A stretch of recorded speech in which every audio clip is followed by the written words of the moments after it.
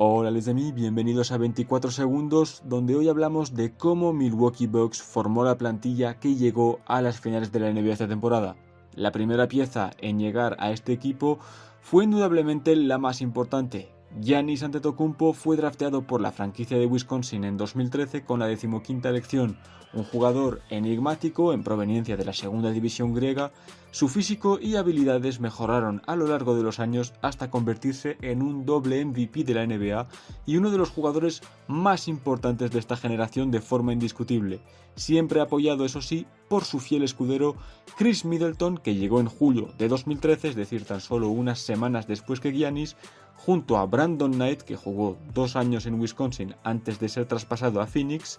por piezas que no terminaron teniendo relación con la actual plantilla, y Vyacheslav Krasov a cambio de Brandon Jennings, la 10ª elección del draft de 2009 por parte de Milwaukee. Irónicamente, la pieza principal de ese traspaso era inicialmente Brandon Knight, pero el trabajo duro y la confianza inquebrantable de Chris Middleton le llevaron a ser la segunda espada de estos Bucks y un doble All-Star en 2019 y 2020. Pasaron 4 años hasta que el siguiente miembro de estos Milwaukee Bucks llegara a la franquicia, y no fue un jugador sino el general manager. El despido de John Hammond en 2017 llevó a la llegada de Jon Horst, quien un año después nombró a Mike Budenholzer como entrenador jefe, tomando las riendas del equipo después de Jason Kidd, que llevaba 4 años en Milwaukee,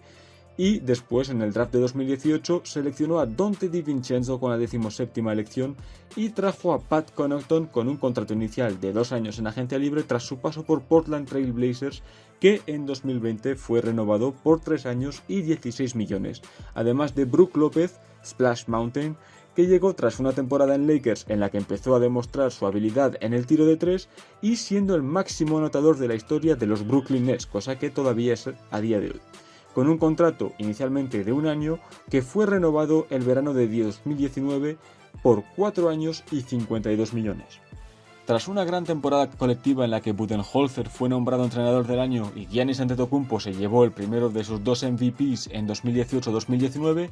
Jon Horst decidió hacerle un favor al griego fichando a su hermano mayor Thanasis, quien tenía tan solo 2 partidos de experiencia en la NBA con los New York Knicks en 2016 a sus espaldas, para tener contento a su jugador más importante y ayudar en su esfuerzo de renovación futura, cosa que consiguió en el verano de 2020,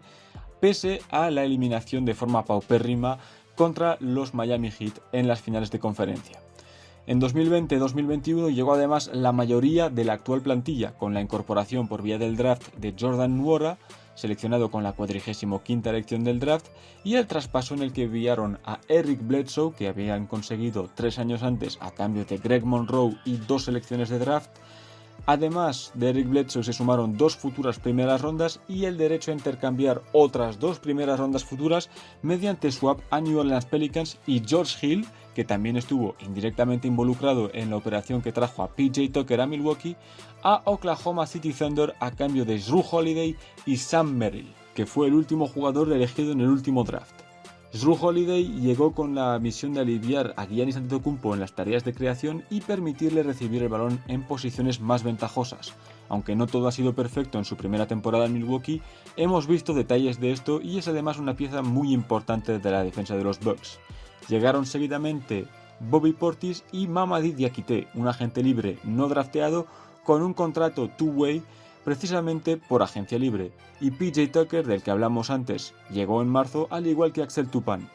En el caso del segundo, se encontraba libre tras pasar por los Santa Cruz Warriors de la G-League, y en el caso de Tucker, llegó junto a Rodion Kurucs, que fue cortado en mayo, a cambio de DJ Augustin, al que habían fichado en la última agencia libre, y DJ Wilson, elegido en 17ª posición del draft de 2017 por Milwaukee,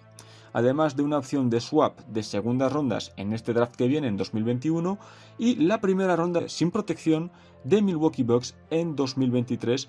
a cambio de lo cual Milwaukee recuperó su propia primera ronda protegida de 2022. Houston poseía esta primera ronda desde el traspaso de James Harden a Brooklyn Nets, pero quien se la envió fue Cleveland Cavaliers. ¿Y cómo obtuvo Cleveland Cavaliers esta elección del draft? Pues aquí es donde entra George Hill, ya que Milwaukee envió esa selección del draft a Cleveland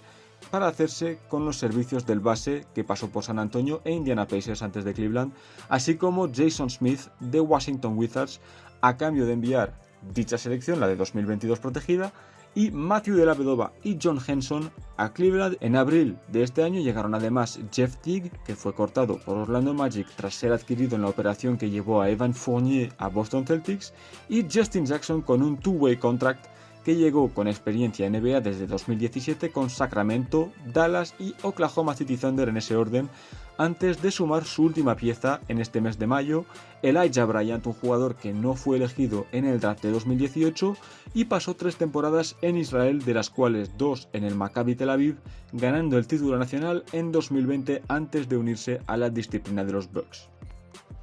Así es como Milwaukee Bucks ha formado la plantilla que ha llegado a las finales de la NBA. Muchas gracias por llegar hasta aquí. Nada más por mi parte, solo desearte que tengas un gran final de día.